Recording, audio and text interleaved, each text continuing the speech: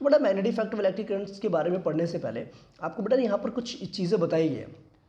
क्या बताई गई देखिए बेटा, यहाँ पर बताया गया बेटा आपको मैग्नेट के बारे में। देखिए बच्चे, सबसे पहले हम बात करते हैं बेटा मैग्नेट होता क्या है। जब हम मैग्नेटिक इफेक्ट्स के बारे में पढ़ रहे हैं तो पहले हमें ये तो पता चले मैग्नेट क्या है। तो मैग्नेट एक ऐसा सब्सटेंस होता है जो आयरन या आयरन जैसे सब्सटेंस को अपनी तरफ क्या करता है, अट्रैक्ट करता है। इसकी कुछ प्रॉपर्टीज है, क्या लिखा है, हर एक मैग्नेट के पास दो पोल्स होते हैं, एक होता है नॉर्थ पोल, एक होता है साउथ पोल।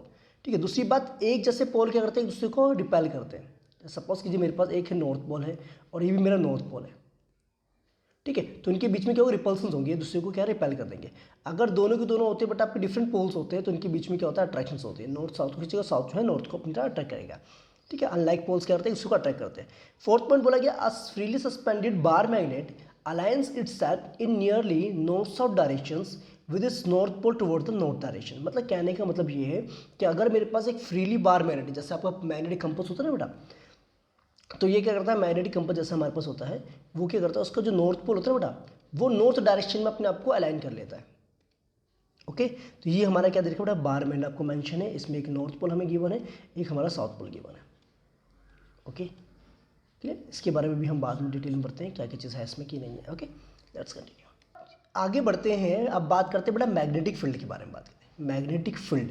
फील्ड जैसा होता है ना बेटा, आपका जो फील्ड होता है, ग्राउंड होता है जहाँ पर आप खेलते हो, तो वैसे ना बेटा मैग्नेट का भी एक फील्ड होता है, एक एरिया होता है। क्या होता है, the area around of magnet in which it's magnetic force can be experience. ठीक है, मतलब एक एरिया होता है मैग्नेट का।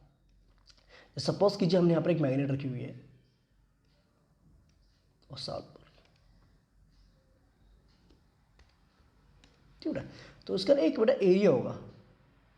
सपोज कीजिए हमने यहाँ पर बना दिया, ये हमारा, एक मिनट, ठीक है, अब जैसे हमने बीच में मैग्नेट रख दिया बेटा, तो उसके ना एक एरिया होगा, एक दायरा होगा, ये जो है ना इसका, ये क्या है, जिसका एरिया हो गया।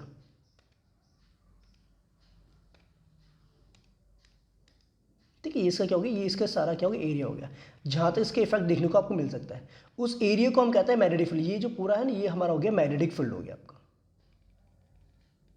ओके, ठीक है, the area around the magnet in which the magnetic force can be experience, जहाँ तक इसका फोर्स को हम एक्सपीरियंस कर सकते हैं उसे हम कहते हैं मैग्नेटिक फील्ड कहते हैं। इसकी जो स्टैंडर्ड यूनिट होती है वो टेस्ला होती है, Tesla denoted by capital T। देखो, magnetic field has both magnitude and direction. अब बेटा एक बात ध्यान रखना, मैग्नेटिक फील्ड की डायरेक्शन भी होती है और क्या होती है, एक तरीके से मैग्नीट्यूड भी होता है। तो इसीलिए बेटा इसको हम कहते हैं वेक्टर क्वांटिटी बोलते हैं उसको मैं रेज कर दूँ। मैग्नेटिक फील्ड को हम क्या कहते हैं बेटा, वेक्टर क्वांटिटी भी बोलते हैं। और वेक्टर क्वांटिटीज आपको पता होंगी बेटा कौन सी होती हैं। वेक्टर क्वांटिटीज वो होती है जिनका मैग्नीट्यूड भी होता है और डायरेक्शंस भी होता है। Okay, that's why magnetic field को हम कहते हैं क्या कहते हैं, वेक्टर क्वांटिटी कहते हैं। अब क्या कह रहे हैं बेटा, magnetic field can be describe with the help of a magnetic compass. अब हम बच्चे ना, मैग्नेटिक कंपास आपको पता है ना, जो नॉर्थ साउथ डायरेक्शन में रिप्रेजेंट करता है, उसका यूज करके वी कैन रिप्रेजेंट कि मैग्नेटिक फील्ड के डायरेक्शंस क्या होंगे, उसके बारे में हम बता सकते हैं। Okay, the needle of a magnetic compass is freely suspended bar magnet. Basically कुछ नहीं है बेटा, अगर हम एक कंपास की बात कर रहे हैं, मैग्नेटिक कंपास की हम बात कर रहे हैं, तो मैग्नेटिक कंपास कुछ नहीं है, जस्ट आपका इस तरीके से होता है।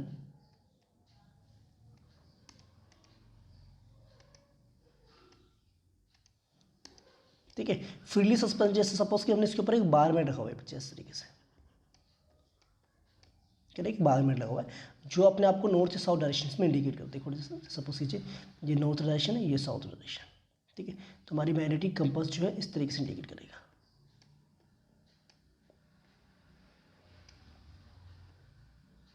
ओके, तो इसको कहते हैं बेटा, हम क्या कहते हैं कि ये आपका जो हमारा मैग्नेटिक कंपास है ना बेटा, वो उस तरीके से suspended, freely suspended bar magnet, जैसे कि आपका बार मैग्नेट है लेकिन फ्री छोड़ रखा है हमने उसको। ओके, तो ये चीज़ की बात होगी। क्लियर बेटा, इतनी बात समझ में आ गई, very nice.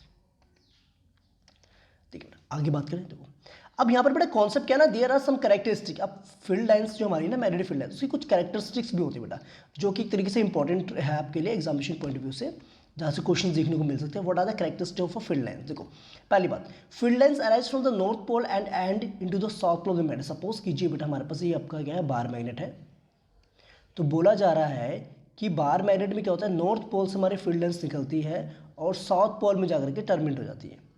Okay, field lines are closed curve की फॉर्म में होती है। फील्ड लाइंस जस्ट इस तरीके से होती है, जो क्लोज कर्व हमने बना रहे हैं ना पर, इस टाइप से क्लोज्ड कर्व्स आपकी फील्ड लाइंस देखने को मिलती है, नॉर्थ टू साउथ आपकी ट्रेवल करती है। ओके, तीसरी बात, field lines are closer in stronger magnet. Stronger magnetic field में क्या होगा, आपका जो फील्ड लाइंस होगी क्लोज होगी। जैसे सपोज कीजिए नज़दीक में जो मैग्नेटिक फील्ड का इफेक्ट क्या होगा, ज़्यादा होगा, जैसे जैसे दूर जाते जाओगे तो मैग्नेटिक फील्ड का इफेक्ट जो है कम होता जाएगा। देखो, field lines never intersect each other, as for two lines of intersect there must be two north direction at a point which is not possible. देखो बोला, ये कह रहा है कि जब फील्ड लाइन्स हमारी, सपोज की हमारी फील्ड लाइन इस तरीके जा रही है और दूसरी फील्ड लाइन में हमारी इस तरीके जा रही है, लेकिन एक दूसरे को इंटरसेक्ट कर रही है, तो ये कहने का मतलब ये बेटा, एक पॉइंट पे हमारा जो मैग्नेटिक कंपास है वो दो डायरेक्शन शो नहीं कर सकता। That's why field lines can not या नेवर इंटरसेक्ट ईच अदर, एक दूसरे को कभी भी इंटरसेक्ट नहीं करेंगे। ओके, फील्ड लाइन्स की डायरेक्शन जो होती है बेटा मैग्नेट के अंदर वो होती है साउथ टू नॉर्थ। देखो यहाँ बाहर तो नॉर्थ से साउथ है, तो अंदर कैसी होगी, अंदर होगी आपकी साउथ से नॉर्थ की तरफ होगी, just like this. Okay, clear. अच्छा, 6 point, the relative strength of magnetic field is shown by the degree of closeness of field line. जितनी ज़्यादा बेटा फील्ड लाइन्स आपकी क्लोज होंगी मैग्नेटिक, उतनी ज़्यादा ही उसकी क्या होगी, स्ट्रेंथ होगी। ओके, तो these are the some characteristics of field line जो आपको मेमोराइज होनी चाहिए, जो आपको पता होनी चाहिए। कि पहली बात बच्चे, नॉर्थ से साउथ की तरफ जाती है, इनसाइड द मैग्नेट क्या तो साउथ टू नॉर्थ जाती है, और फील्ड लाइन्स क्या होती है, क्लोज्ड कर्व्स की फॉर्म में होते हैं, देन एक दूसरे को कभी भी इंटरसेक्ट नहीं करते आपके। तो ये सारी जो फील्ड लाइन्स की कैरेक्टरिस्टिक्स है बेटा, ये आपको पता होना कंपलसरी है। ओके, तो आई होप इतनी बात बेटा क्लियर होगी। आगे बढ़े, चलिए बेटा।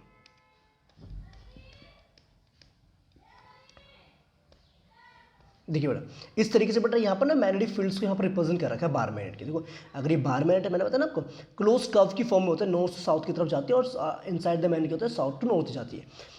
H.C. Oersted was the first person to state the electric current has a magnetic field. Oersted ji ने सबसे पहले वो पर्सन थे जिन्होंने बताया था कि भाई करंट की वजह से, इलेक्ट्रिक करंट की वजह से क्या होता है, मैग्नेटिक फील्ड प्रोड्यूस होता है। ओके, तो आई थिंक बेटा इतनी बात समझ में आ गई आपको। ओके, देखो ये करंट जितनी ज़्यादा क्लोज, देखो जितनी ज़्यादा यहाँ पर मैग्नेटिक फील्ड क्या स्ट्रेंथ क्या होगी, ज़्यादा होगी, और जैसे जैसे दूर जाते जाएंगे ना आप इससे फील्ड लाइन्स में, तो उतना ही क्या होगा, उसका इफेक्ट कम होता जाएगा, मैग्नेटिक फील्ड का, मैग्नेटिक स्ट्रेंथ कम होती जाएगी। Okay, clear. चलो बेटा, क्लियर है बच्चों आपको, वेरी नाइस। अब बात करते हैं बेटा इंपॉर्टेंट टॉपिक की, that is right hand thumb rule. Right hand thumb rule क्या कहता है, देखो राइट हैंड थंब रूल कहता है कि इमेजिन कीजिए you are holding a current carrying straight conductor in your hand such that thumb is pointing towards the direction of current. देखो बच्चे, मान के चलिए कि सपोज कीजिए आपने ना राइट हैंड में एक करंट कैरिंग वायर को पकड़ रखा है। ओके, स्ट्रेट कंडक्टर को, स्ट्रेट करंट कैरिंग कंडक्टर को आपने पकड़ रखा है। ओके, असली मत पकड़ लेना बेटा। ओके, बस आपने इमेजिन करके चलना है। तो then the fingers wrapped around the conductor give the direction of the magnetic field. अब बेटा क्या करें, सपोज कीजिए ये हमारा थंब है, हमने थंब से क्या करा, ये हमारा थंब हो गया, ठीक है, ये हमारे करंट की क्या डायरेक्शन से बेटा, थंब क्या बता रहा है हमारा, right hand thumb, right thumb बता रहा है क्या, करंट की डायरेक्शन बता रहा है। तो जो रैपिंग ऑफ फिंगर है ना बेटा, रैपिंग फिंगर जो ये आपको इस तरीके से आप रैप करेंगे अपने फिंगर्स को, तो ये क्या बताएगा, direction of the magnetic field. किसकी डायरेक्शन बताएगा, मैग्नेटिक फील्ड की लाइन्स की डायरेक्शन आपको इंडिकेट करेगा। ठीक है बच्चे, एक बात और, अगर मुझे इस पॉइंट पे मैग्नेटिक फील्ड निकालना, तो आपको पता है बेटा किसी पार्टिकुलर पॉइंट पे अगर आपको मैग्नेटिक फील्ड की डायरेक्शन बतानी होती है, वो क्या होती है, हमेशा टेंजेंटली होती है। सपोज कि ए पॉइंट पे क्या होगी, आउटवर्ड होगी, अगर मुझे इस पॉइंट पे निकालना तो दैट विल बी इनवर्ड, ये इस तरफ होगी आपकी मैग्नेटिक फील्ड लाइन। आ रही बात समझ में कि नहीं आ रही? ओके, तो tangentially you can find out the direction of the magnetic field line की डायरेक्शन आप बता सकते हो किसी भी पॉइंट पे। और ये राइट हैंड थंब रूल ये कहता है कि सपोज कीजिए अगर आपने अपने राइट हैंड में करंट कैरिंग वायर को इस तरीके से पकड़ रखा है कि आपका जो थंब है ना वो इंडिकेट कर रहा है direction of the current, then wrapping, अगर हम अपनी फिंगर्स को फोल्ड करते हैं तो वो क्या बताएगा, वो बताएंगे आपको मैग्नेटिक फील्ड की डायरेक्शंस के बारे में इंडिकेट करेंगे। ओके, तो अगर आपको बेटा करंट की डायरेक्शन पता है तो you can find out the direction of magnetic field lines आप बता सकते हैं by using the right hand thumb rule. Okay, that's good.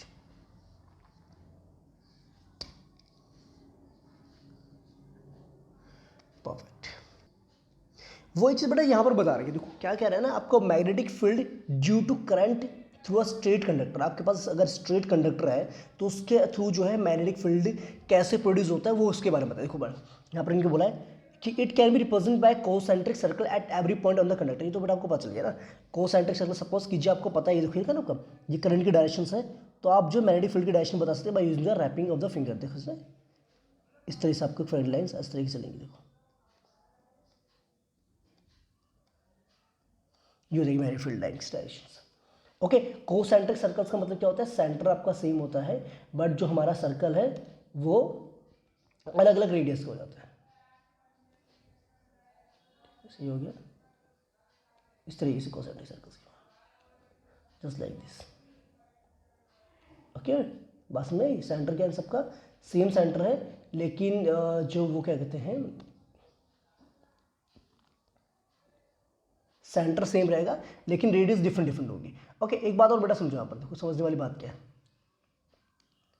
अगर आपको करंट की डायरेक्शन पता है तो बेटा आप ना मैग्नेटिक फील्ड की डायरेक्शन को बता सकते हो। इस तरीके से करंट आपको इस तरीके से मैग्नेटिक फील्ड जा रहा है आपका, सपोज कीजिए just like this, concentric circles की फॉर्म में। ओके, ये किस केस में होगा, जब करंट आपका जो है डाउनवर्ड डायरेक्शंस में फ्लो कर रहा है, जस्ट लाइक दिस।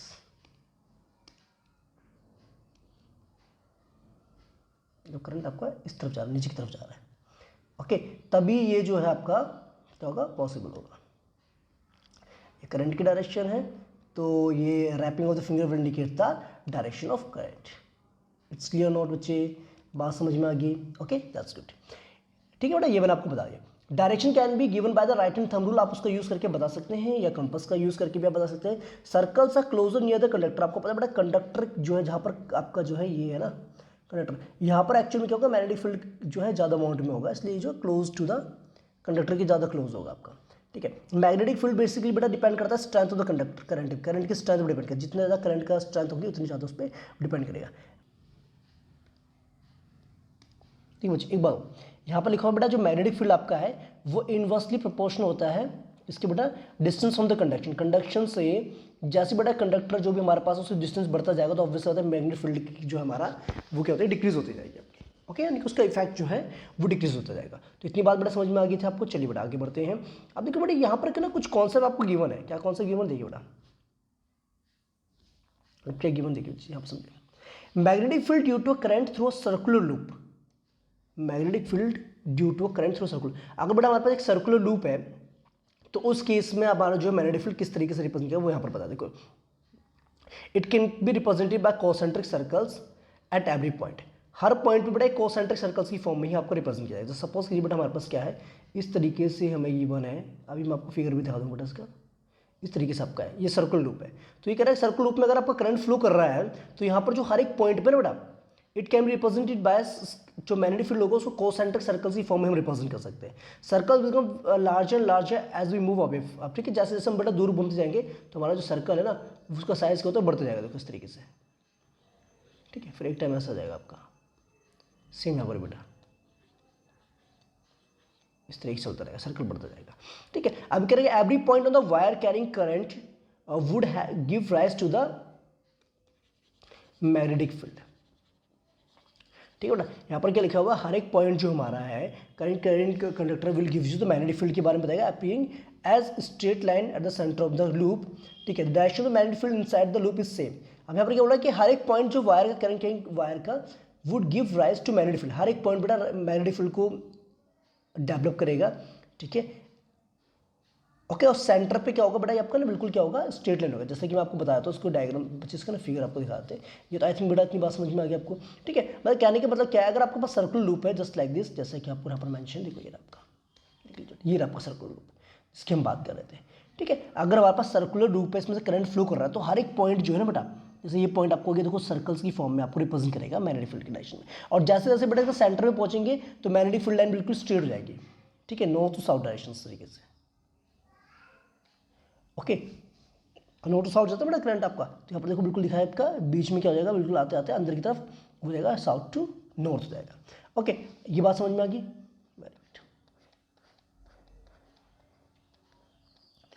ओके बेटा, चलिए बेटा आगे बढ़ते हैं अपने कॉन्सेप्ट की तरफ।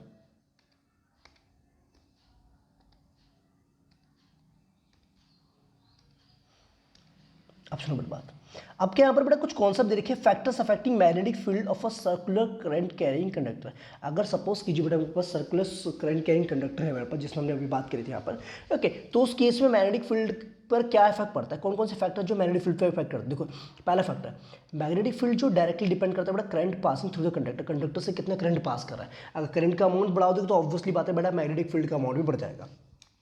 Inversely proportional distance from the conduction, जैसे कंडक्शन से बड़ा से डिस्टेंस बढ़ता जाएगा ना कंडक्टर से, तो वैसे ही जो मैग्नेटिक फील्ड के इफेक्ट भी जो होगा धीरे धीरे कम होता जाएगा। Okay, okay. तीसरी बात बेटा number of turns per depend करेगा। अगर नंबर ऑफ टर्न्स पर बढ़ा दूंगा तो ऑब्वियसली बात है तब भी आपका जो है मैग्नेटिक फील्ड बढ़ जाएगा। Magnetic field is additive in nature. Magnetic field of one loop adds up magnetic field of the other loop. This is because the current in each circular turn has same direction. देखो बड़ा होता क्या है ना, इस case में अगर देखा जाए तो आप देखो बेटा यहाँ पर क्या, अगर मैं नंबर ऑफ कॉइल्स बढ़ा दूँ ना बेटा यहाँ पर, तो उससे क्या होगा, इनका ना मैग्नेटिक फील्ड की स्ट्रेंथ बढ़ती जाएगी, क्योंकि आपको पता है करंट की डायरेक्शन सब में सेम है और सारी जो मैग्नेटिक फील्ड प्रोड्यूस करेगी हर एक लूप वो क्या हो जाएगा, ऐड अप हो जाएगा। ओके, तो इसका मतलब जो फाइनल हमारे पास मैग्नेटिक फील्ड आएगा वो क्या हो जाएगा, आपका इंक्रीज हो जाएगा। क्लियर? तो इस चीज़ का अपने ध्यान रखें बेटा। कौन कौन से फैक्टर से डिपेंड करता है, एक तो करंट पे डिपेंड करेगा और किस पर डिपेंड करेगा कि नंबर ऑफ कॉइलिंग्स पर डिपेंड करेगा, कितनी कॉइलिंग्स आप बढ़ा रहे हैं, स्ट्रेंथ है ना उस पर डिपेंड करेगा बेटा। ठीक है, और डिस्टेंस का भी फर्क पड़ जाता है बेटा, कंडक्शन से कितनी दूरी पर आपका वो है।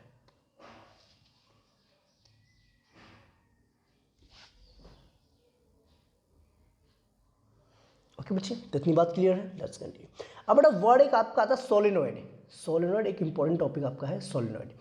सोलेनॉइड क्या होता है, a coil of many circular turns of insulated copper wire wrapped closely in a cylindrical form. अब देखो बड़े क्या है, कह रहा सिलेंड्रिकल फॉर्म में इस तरीके से हम कॉइलिंग करते जाएंगे तो इट लीड्स टू फॉर्मेशन बड़ा क्या बनाता है आपका, सोलेनॉइड फॉर्मेशन कर देता है। Okay, magnetic field of a solid is similar to that of bar magnet. जैसा बेटा बार मैग्नेट होता है वैसे ही इसके भी मैग्नेटिक फील्ड आपका होता है। Magnetic field uniform inside the solid. Solid के अंदर मैग्नेटिक फील्ड क्या होता है आपका, क्या होता है बेटा, यूनिफॉर्म होता है और रिप्रेजेंट बाय पैरेलल लाइंस। इसको हम पैरेलल लाइन से रिप्रेजेंट करते हैं just like this. Okay, just like this. Direction of magnetic field, अब देखो क्या होता है, आउटसाइड द सॉलिड, सॉलिड के बाहर के बेटा नॉर्थ से साउथ की तरफ होता है, इस तरीके से जाता है आपका मैग्नेटिक फील्ड, जैसे आपको मेंशन किया हुआ है। ओके, और इनसाइड द मैग्नेट क्या साउथ टू नॉर्थ होता है। Solid can be use to magnetise a magnetic material like soft iron. देखो बड़ा सॉलिड का यूज़ करके हम सॉफ्ट आयरन को हम मैग्नेटाइज कर सकते हैं, जिसको हम कहते हैं इलेक्ट्रोमैग्नेट कहते हैं। यानी कि इलेक्ट्रिक करंट की वजह से हम क्या कर रहे हैं, एक मैग्नेटिक फील्ड जनरेट कर रहे हैं और इलेक्ट्रोमैग्नेट बना रहे हैं कि सब्सटेंस को। ओके, ये बेसिकली एक तरीके से बेटा क्या होता है, टेम्पोररी मैग्नेट हो जाता है आपका, टेम्पोररी मैग्नेट हो जाता है। ओके, जस्ट हमने करना है कि बड़ा कॉइलिंग के अंदर एक हमने सॉफ्ट आयरन को डाल देना है और उसमें हमने करंट पास कर देना है। ठीक है, करंट पास करने से क्या होगा, उसके अंदर बड़ा एक मैग्नेटिक फील्ड जनरेट होगी, आपको पता है नॉर्थ टू साउथ, और इनसाइड द मैग्नेट क्या होगी आपकी, साउथ टू नॉर्थ होगी। ओके, तो जिसकी वजह से आपका जो है ये सॉलिड्स तरीके से किया आपको। देखिए स्टूडेंट्स, अगर आपको कोई भी कन्फ्यूजन हो किसी भी टॉपिक में तो आप मुझे बेझिझक बता सकते हैं। अब बेटा यहाँ पर ना एक चीज़ देखी हुई है, इलेक्ट्रोमैग्नेट और परमानेंट मैग्नेट में क्या डिफरेंस। देखो अभी मैंने बताया था बेटा आपको कि इलेक्ट्रोमैग्नेट के बारे में, it is temporary magnet so can be easily demagnetise. ये जल्दी से डीमैग्नेटाइज हो जाती है बेटा, और ये ना एक तरीके टेम्पोररी मैग्नेट होती है और it can not be easily demagnetise. But आपको पता है परमानेंट मैग्नेट को डीमैग्नेटाइज करना इतना आसान नहीं होता। Okay, strength can be varied, electromagnet की बेटा स्ट्रेंथ वेरी करती है, लेकिन इसकी स्ट्रेंथ क्या होती है, फिक्स्ड होती है। Polarity can be reversed, polarity can not be reversed. Generally बेटा ये ना आपके स्ट्रॉन्ग मैग्नेट होते हैं आपके, और ये जनरली क्या होते हैं, वीक मैग्नेट होते हैं। ओके, अब बेटा बात आती है कि हाउ कैन, देखिए बच्चे अब एक मुद्दे की बात करते हैं, force on a current carrying conductor in a magnetic field. Okay, अगर हमारे पास मैग्नेटिक फील्ड में अगर हम force on the current carrying conductor कि जो करंट कैरिंग कंडक्टर में कितना फोर्स लगेगा, अगर किसी भी ऑब्जेक्ट को जिसमें करंट फ्लो कर रहा है उसको हम मैग्नेटिक फील्ड में लाते हैं, उसमें क्या फर्क पड़ेगा। देखो आपको पता है एंड्री मैरी एम्पियर सजेस that magnet also exerts an equal and opposite force on a current carrying conductor. ठीक है, बड़ा क्या कहता है कि आप जो आपका वो था ना एंड्री मैरी एम्पियर ने बताया कि जो हमारा करंट कैरिंग कंडक्टर है ना बेटा, उस पर जो है इक्वल अपोजिट फोर्स अप्लाई करता है हमारा मैग्नेट। ठीक है, उतना ही फोर्स लगाएगा, इक्वल और अपोजिट फोर्स लगाएगा। Okay, clear. यहाँ पर लिखा है बेटा, the displacement in conductor is the maximum when the direction of the current is at 90 degree to the direction of magnetic field. अगर देखो बेटा सपोज कीजिए हमारा मैग्नेटिक फील्ड की डायरेक्शन ये है, हमारी मैग्नेटिक फील्ड की डायरेक्शन है। ठीक है, आपको पता है नॉर्थ से साउथ की तरफ हमारी जाती है। ओके, तो कह रहा है कि आपका जो है डिस्प्लेसमेंट यानी कि फोर्स पे ज़्यादा लगेगा जब हमारा जो करंट कैरिंग कंडक्टर जो है ना, then the direction of the current is at 90 degree to the direction of magnetic field. जब हमारे जो करंट की डायरेक्शन है वो क्या हो, परपेंडिकुलर हो। सपोज कीजिए हमारे करंट की डायरेक्शन ये है, इस तरफ हमारा करंट फ्लो कर रहा है। ठीक है, अगर करंट की डायरेक्शन और मैग्नेटिक फील्ड की डायरेक्शन बेटा एक दूसरे के परपेंडिकुलर है तो उस केस में मैक्सिमम डिस्प्लेसमेंट देखने को आपको मिलेगा। मतलब कहने का मतलब क्या है कि अगर करंट कैरिंग वायर को हम मैग्नेटिक फील्ड में लेके आते हैं तो उस पर ना एक फोर्स एक्सपीरियंस करेगा वो आपका, मैग्नेटिक फील्ड की वजह से उसमें एक ना फोर्स एक्सपीरियंस होगा जो कि अपोजिट डायरेक्शन में होगा, जिस डायरेक्शन में आपका मैग्नेटिक फील्ड की फोर्स लगेगा उसके जस्ट अपोजिट डायरेक्शन में आपका डिस्प्लेसमेंट देखने को मिलेगी आपके ऑब्जेक्ट की। और ये ऐसा क्यों होता है बेटा, इसके पीछे ना फ्लेमिंग्स के रूल्स लगते हैं, फ्लेमिंग्स का लेफ्ट हैंड रूल लगता है, उसके बारे में बात करते हैं। फ्लेमिंग्स का लेफ्ट हैंड रूल क्या कहता है, देखो बड़ा क्या कहता है कि स्ट्रेच द थंब, आपने अपने लेफ्ट हैंड को इस तरीके से स्ट्रेच करना है बेटा, जैसे कि आपने तीनों में राइट एंगल बनना चाहिए तीनों की, जैसे थंब हो गया आपका, मिडिल फिंगर हो गया, ठीक है, thumb, four finger, middle finger, such that they are mutually perpendicular to, सारे के सारे क्या हो एक दूसरे के, जैसे ये हो गया, ये हो गया आपका, ये हो गया, सारे के सारे क्या होने चाहिए आपके आपस में परपेंडिकुलर होना चाहिए, म्यूचुअली परपेंडिकुलर होना चाहिए आपके। ओके, तो उस केस में क्या करेगा, इफ अगर आपकी जो फोर फिंगर, इसको बेटा फोर फिंगर कहते हैं, हमारी फोर फिंगर है, फोर फिंगर अगर आपको डायरेक्शन बता रही है मैग्नेटिक फील्ड की और मिडल फिंगर आपको बता रही है करंट की डायरेक्शन, तो थंब आपको इंडिकेट करेगा किसके बारे में, डायरेक्शन ऑफ द फोर्स के बारे में। ओके, क्लियर है बेटा, ये हमारा थंब के लिए रिप्रेजेंटेशन हो गया, ये हमारा हो गया फील्ड के लिए रिप्रेजेंटेशन हो गया, हमारा करंट के लिए रिप्रेजेंटेशन हो गया। मतलब इसको ऐसे भी रिप्रेजेंट करते हैं इस तरीके से, ठीक है। सपोज कीजिए हमने इसको ऐसे रिप्रेजेंट करा, हमने इसको लिखा बेटा फादर, ओके, मदर, और ये हमारा चाइल्ड हो गया, ठीक है, फादर मदर और चाइल्ड। सपोज कीजिए बेटा एफ जो है आपका क्या थंब है, ये हमारा क्या thumb, thumb, okay, father mother means हो गया यहाँ पर आपको क्या मैग्नेटिक फील्ड, ये हो गया मैग्नेटिक फील्ड, और C is for current.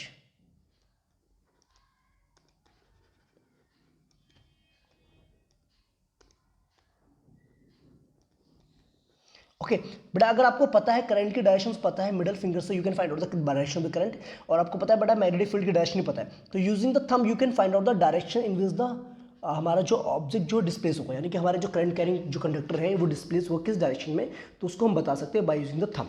Okay, अगर आप इनकेस अगर आप भूल जाओ तो आप ऐसे भी आ सकते हैं फादर मदर चाइल्ड। फादर जो हो गया आपको बेटा थंब हो गया, यानी कि जो फोर्स बताएगा M is for the magnetic field और C is for the current.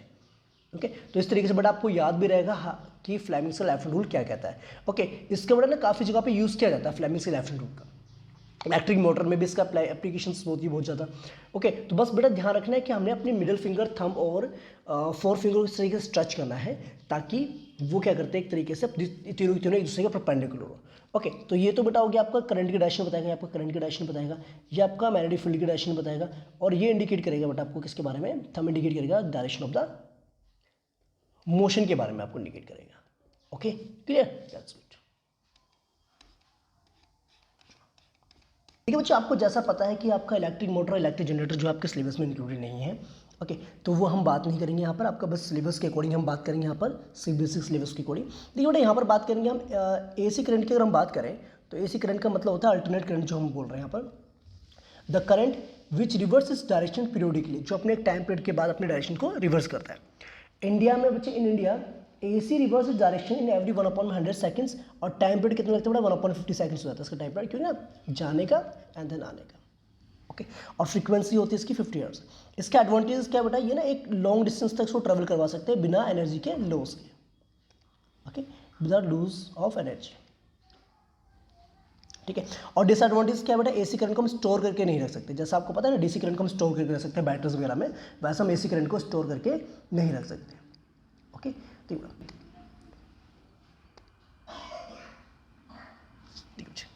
DC current means बोले तो direct current, the current which does not reverse its direction, उसे हम DC करंट कहते हैं। DC करंट को हम स्टोर करके रख सकते हैं, और इसमें बेटा loss of energy during transmission over long distance is high, energy का लॉस जो है बहुत ज़्यादा अमाउंट में होता है इसमें। सोर्सेज जो है DC करंट के हमारे सेल हो गया, बैटरी हो गया, स्टोरेज सेल्स हो गए, सारे के हमारे DC करंट के सोर्सेज होते हैं। जैसे आपको पता है बेटा, आपको जो चार्जर होता है वो क्या करता है, AC करंट को DC करंट में कन्वर्ट कर देता है ताकि आपकी बैटरीज को क्या कर सके, चार्ज कर सके।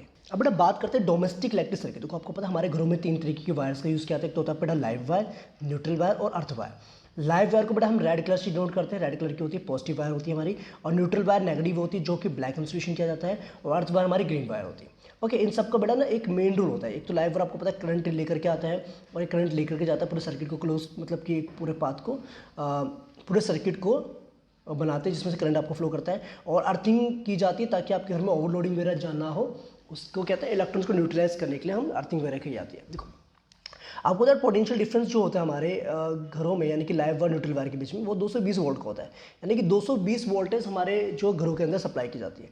कैसे बेटा, देखो पोल से मेन सप्लाई में आती है, मेन सप्लाई से पता आपको पता है आपके घर में एमसीबी लगे होते हैं, फ्यूज़ लगे होते हैं, ठीक है। फ्यूज़ क्या करते हैं, एक तरीके से आपको ओवरलोडिंग और शॉर्ट सर्किटिंग से बचाने के लिए यूज़ किया था, जैसा कि हमने इलेक्ट्रिसिटी चैप्टर में पढ़ा था। फिर इलेक्ट्रिसिटी मीटर में आपका जाएगा, उसके बाद डिस्ट्रीब्यूशन बॉक्स, फिर उसके बाद ना आप अलग अलग सर्किट्स में जाकर के आपका ये सप्लाई होता है, जैसे कि यहाँ पर दिखा रहे हैं बेटा, देखो इस डायग्राम के थ्रू, ठीक है बेटा। ये आपकी लाइव वायर है, ये आपकी न्यूट्रल वायर देखो, और ये आपका इलेक्ट्रिसिटी मीटर है, और यहाँ से फिर ये जो हमारा डिस्ट्रीब्यूशन बॉक्स होता है, जहाँ से सारे जो है कनेक्शंस किए जाते हैं, ओके। और एक ना बड़ा ग्रीन कलर की वायर लगाई गई यहाँ पर, अर्थ, इसको कहते हैं हम अर्थिंग वायर। और अर्थिंग इसलिए करते हैं कि इन केस अगर ओवरलोडिंग हो जाए, ओवरलोड हो जाए, या वोल्टेज ज़्यादा आ जाती है, या शॉर्ट सर्किटिंग होती है,